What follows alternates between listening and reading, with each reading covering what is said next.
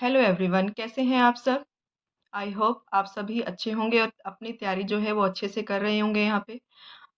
Exam date तो अभी नहीं आई है, लेकिन आप लोगों को अपनी प्रिपरेशन बहुत अच्छे से स्टार्ट कर देनी है अभी से। ये वेट नहीं करना है कि एग्ज़ाम की डेट आएगी उसके बाद हम प्रिपरेशन करने के लिए बैठेंगे। तो जो ये सेशन आज का होने वाला है, ये क्यू&ए सेशन रहने वाला है, क्योंकि काफ़ी सारे कमेंट्स जो हैं वो बार-बार वीडियो पर आ रहे हैं, तो काफ़ी सारी क्यूरीज़ रहती हैं आप लोगों की, तो उसे ही क्लियर करने के लिए ये सेशन लेके आई हूँ मैं। तो चलिए स्टार्ट करते हैं। तो पहला जो कमेंट मेरे पास आया था, ओबीसी सर्टिफिकेट को लेके आया ये, कि मैम ईएमआरएस के नोटिफिकेशन में ओबीसी एनसीएल के लिए जो फॉर्मेट आया है उसको तहसील जाकर स्टैम्प कराना होगा, कि जनसेवा केंद्र से सेंट्रल वाला ओबीसी एनसीएल जो है वो उससे ही बन जाएगा। तो इसके लिए बताऊँगी मैं कि आप जो अपना ओबीसी का जो सर्टिफ़िकेट है एनसीएल वाला, वो आप जनसेवा केंद्र से जाकर उसको अप्लाई कर दीजिए। वो आपका यहाँ पे बन के आ जाएगा। और मैंने जो किया था, क्योंकि मुझे डाउट था जहाँ तक कि ये चलेगा या नहीं चलेगा, तो मैंने इस प्रकार से जनसेवा केंद्र से भी अपना जो है सर्टिफ़िकेट बनवा लिया था।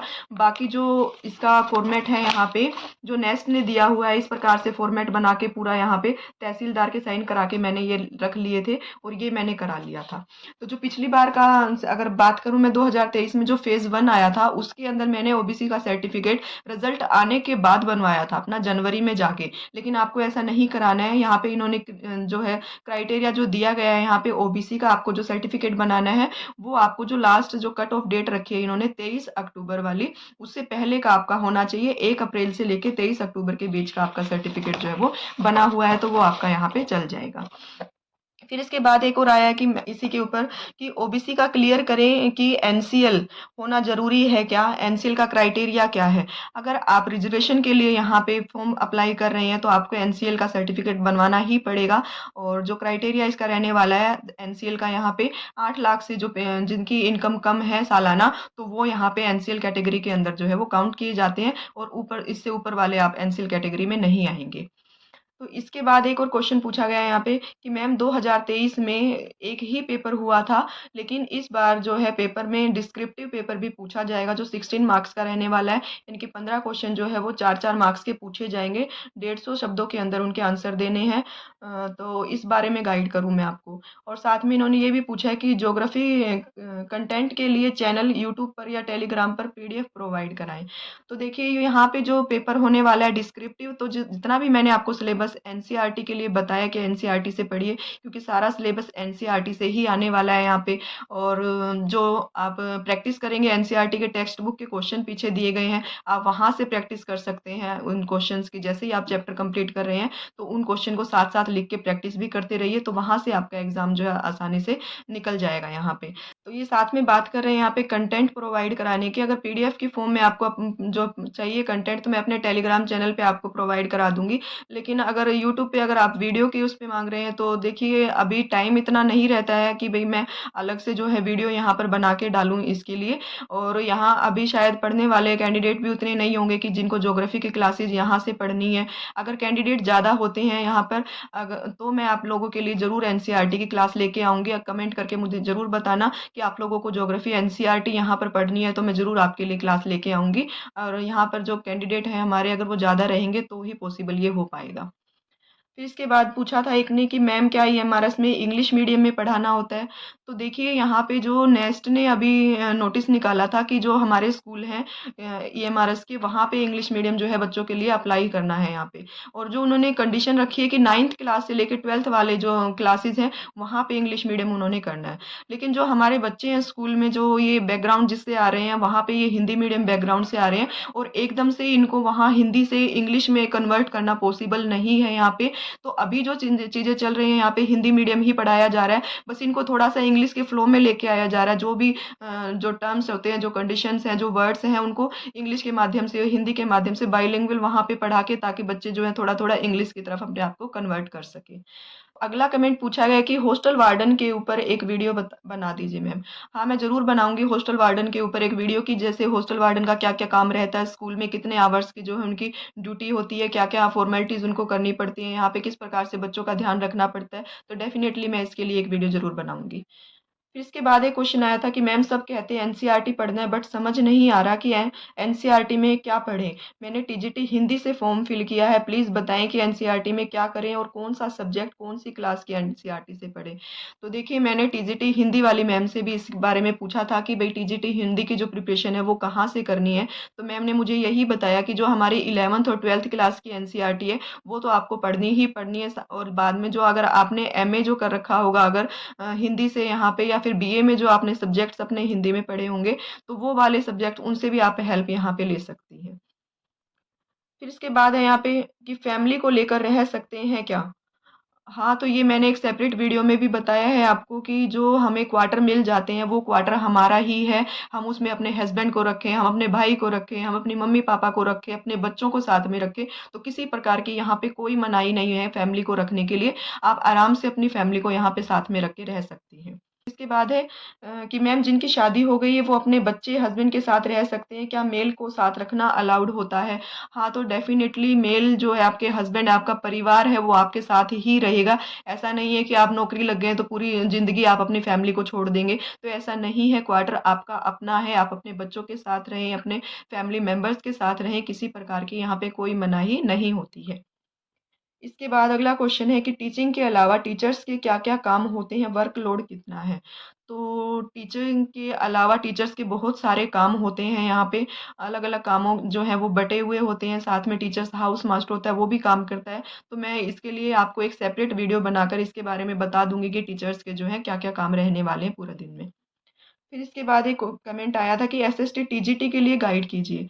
तो एसएसटी टीजीटी के लिए मैं आपको यही कहूँगी, आपकी जो 6th क्लास से लेके जितनी भी एसएसटी की बुक्स हैं, आप उनसे पढ़िए यहाँ पे। और 11th 12th की जितनी भी एनसीईआरटी है आपकी, चाहे वो पॉलिटिकल साइंस की हो, ज्योग्राफी की हो, हिस्ट्री की हो, वहाँ से क्वेश्चन जो है आने वाले हैं, डेफ़िनेटली देखने को मिलेंगे पूरा सिलेबस। क्योंकि मैंने पिछली बार वाला जो सिलेबस देखा है एनसीईआरटी से ही काफ़ी क्वेश्चन जो है वो पूछे गए हैं। तो आपको 6th क्लास से लेके अपनी 11th-12th क्लास तक की सारी एनसीईआरटी जो है वो पढ़नी है।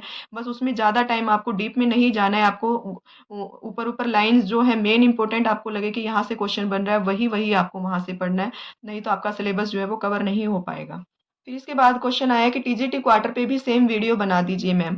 तो क्वार्टर के ऊपर तो अभी मैं वीडियो नहीं बना पाऊँगी, क्योंकि मेरा जो चैनल है ये मैंने अपने ही मतलब पर्पज़ से बनाया था कि मैं कुछ अपने स्कूल के बारे में इसमें थोड़ी बहुत चीज़ें ऐड कर दूँ। लेकिन जो मैंने अपने क्वार्टर की वीडियो डाली है उसके बाद से काफ़ी सारे कमेंट जो है, क्वेरीज़ आ रही हैं, और आप लोगों ने बहुत अच्छा जो है रिस्पॉन्स दिया है मेरे चैनल को, और ऐसे ही रिस्पॉन्स बनाए रखिए। तो मैं ज़रूर आप लोगों के लिए वीडियो लेके आऊँगी, क्योंकि किसी और के क्वार्टर में जाके वीडियो बनाना वो थोड़ा-सा अभी मुझे सही नहीं लग रहा है यहाँ पे।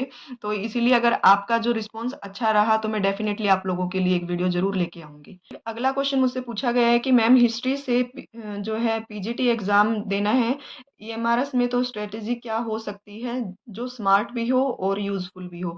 तो मैं तो यही कहूँगी आप लोगों से, बार-बार मैं यही कर रही हूँ कि एनसीईआरटी को पढ़िए, एनसीईआरटी से ही क्वेश्चन आने वाले हैं। तो आपकी डेफ़िनेटली एनसीईआरटी की जो किताबें हैं आपकी 11th 12th तो मोस्ट इम्पोर्टेंट रहने ही वाली है। बाकी 6 से लेके 10th तक की भी एनसीईआरटी से आप अगर एक बार गो थ्रू हो जाएँगे तो कुछ क्वेश्चन आपको वहाँ से भी देखने को मिलेंगे। लेकिन 11th 12th की एनसीईआरटी मोस्ट इम्पोर्टेंट है, आप अभी से वहीं से पढ़ना स्टार्ट कर दीजिए। और बाकी अगर आपको डीप में जाना है, आप सिलेबस को देखिए एक बार, और आपने एमए लेवल पे जो चीज़ें पढ़ी हैं या आपकी कोई भी इम्पोर्टेंट गाइड आपके पास है जहाँ से आपका सिलेबस कवर हो रहा है, तो वहाँ से कर लीजिए। एक-एक टॉपिक अपना जो है उसको क्लियर करना है साथ में, क्योंकि एनसीईआरटी पढ़नी है, अपना-अपना एक-एक टॉपिक अगर आप लोग क्लियर करते चलेंगे यहाँ पे, तो आपका जो सिलेबस है बहुत जल्दी कवर हो जाएगा यहाँ पे। फिर एक क्वेश्चन आया है कि मैम हिंदी मीडियम वाले को हिंदी में ही पढ़ाना होगा। देखिए, ये पोस्टिंग पे डिपेंड कर रहा है कि किस स्टेट में आपकी पोस्टिंग होगी। अगर आपकी पोस्टिंग यहाँ पे नॉर्थ ईस्ट साइड में हो गई है वहाँ पे, तो आपको वहाँ पे ज़्यादातर लोग जो है वो ना हिंदी बोलते हैं और अपनी रीजनल लैंग्वेज बोलते हैं, या फिर इंग्लिश हो चलती है वहाँ पे, तो आपको वहाँ पे डेफ़िनेटली इंग्लिश में पढ़ाना पड़ेगा। लेकिन अगर नॉर्थ साइड में आपकी हो जाती है इधर, तो आपको किसी प्रकार की कोई दिक्कत नहीं आने वाली है। यहाँ पे ज़्यादातर हिंदी रहने वाला है। जैसे एमपी का अगर मैं बात करूँ, पूरे स्टेट में यहाँ पे हिंदी मीडियम ही चलता है, और बच्चे जो हैं अभी जिस बैकग्राउंड से आते हैं वहाँ इनको जो है हिंदी ही बोली जाती है। अभी इंग्लिश का इतना वो नहीं है इनका, तो हम यहाँ पे ज़्यादातर हिंदी में ही पढ़ाते हैं इनको। तो एक क्वेश्चन पूछा गया है कि मैम मैंने पीजी इकोनॉमिक्स में किया है, ग्रेजुएशन में बीकॉम किया है, बीएड भी है, फॉर्म फिल करूँ क्या नहीं, डीवी में आउट तो नहीं हो जाऊँगा? तो अगर आपने पीजी जो है इकोनॉमिक्स से कर रखा है और जो ग्रेजुएशन आपकी उसमें आपने बीकॉम जो है ले रखी थी, लेकिन अगर बीकॉम में आपके पास इकोनॉमिक्स है और आपका जो 50% वाला क्राइटेरिया है, अगर वो आप फुलफिल कर रहे हैं तो डेफिनेटली आप फॉर्म जो है अप्लाई कर सकते हैं। अगर बीकॉम में आपके पास इकोनॉमिक्स नहीं थी, तब तो आप उसमें जो क्राइटेरिया है उसको फुलफिल नहीं कर पाएंगे इसके लिए तो आप। फिर ये क्वेश्चन पूछा गया है कि मैम खाना बनाना होगा क्या? तो खाना यहाँ पे जो टीचर्स है उनको भी मेस से अलाउड है खाना यहाँ पे खाना, क्योंकि टीचर्स जो होते हैं वो मेस में जाके क्वालिटी चेक करने का काम करते हैं कि बच्चों को जो क्वालिटी प्रोवाइड कराई जा रही है वो ठीक है या नहीं है। तो डेफिनेटली वहाँ पे आप आराम से खाना खा सकते हैं। मोस्टली हमारे स्कूल में भी यही है कि जो स्टाफ सिंगल रहते हैं ज़्यादातर वो वहाँ पे मेस में खाना ही खाते हैं वहाँ पे। तो बच्चों के लिए जो बन रहा है खाना वो भी चेक हो जाता है, उसकी क्वालिटी चेक हो जाती है, साथ में जो है खाना बनाने की भी आप लोगों की समस्या जो है वो दूर हो जाती है। तो डेफ़िनेटली आप जो है खाना मेस से खा सकते हैं, अगर ऐसा कुछ नहीं है कि आपको बनाने में यहाँ पे बनाना पड़ेगा। और जो लोग फैमिली के साथ रह रहे हैं उनको तो अपनी फैमिली के लिए बनाना ही है, तो वो कई बार खा भी लेते हैं और कई बार जो है अपनी फैमिली के साथ भी खा लेते हैं, तो ऐसा कोई दिक्कत नहीं आने वाली यहाँ पे। फिर इसके बाद है कि हॉस्टल वार्डन की जॉब कैसी है? नॉन टीचिंग में क्या लेवल है इस पोस्ट का? तो मैं हॉस्टल वार्डन की पोस्ट अगर आपको बात करूँ यहाँ पे, तो 24/7 की ड्यूटी तो देखिए सभी टीचर्स की यहाँ पे रहने वाली है। लेकिन ऐसा नहीं है कि हॉस्टल वार्डन सुबह से उठ के रात को जो है वो सोने तक पूरा दिन काम करती रहेगी, ऐसा नहीं है, क्योंकि बच्चे जब स्कूल जाते हैं तो इतना टाइम जो है हॉस्टल वार्डन का अपना टाइम होता है, तो वहाँ पे वो फ्री रहती है। साथ में बच्चे जब रेमेडियल के लिए जा रहे होते हैं या बच्चे शाम को जब गेम के लिए जा रहे होते हैं, तो वो काफ़ी सारा टाइम जो है हॉस्टल वार्डन अपने लिए निकाल लेती है यहाँ से। तो इतना नहीं जो है वो कि भई 24/7 ही हमें यहाँ पे वर्कलोड रहेगा हमारे पास। हाँ, बहुत सारी रिस्पॉन्सिबिलिटी हॉस्टल वार्डन की होती है, वो डेफ़िनेटली मैं आपको एक सेपरेट वीडियो बनाकर उसके अंदर बताऊँगी क्या-क्या होती है। फिर इसके बाद यही क्वेश्चन है कि मैम खाना बना-बनाया नहीं मिलेगा क्या? तो खाना बना-बनाया ही मिलेगा आपको, मेस से खाना है तो आप मेस से खाइए, अगर आप खुद खाना बनाना पसंद करते हैं तो आप खुद बनाकर खा लीजिए, कोई दिक्कत यहाँ पे नहीं आने वाली है। तो ये क्वेश्चन यहाँ पे पूछे गए थे, और भी बहुत सारे क्वेश्चन जो हैं वो पूछे गए हैं, लेकिन वीडियो जो है बहुत ज़्यादा लंबी हो जाएगी, तो नेक्स्ट वीडियो में मैं आपको उसका रिप्लाई करूँगी यहाँ पे। तब तक के लिए नमस्कार।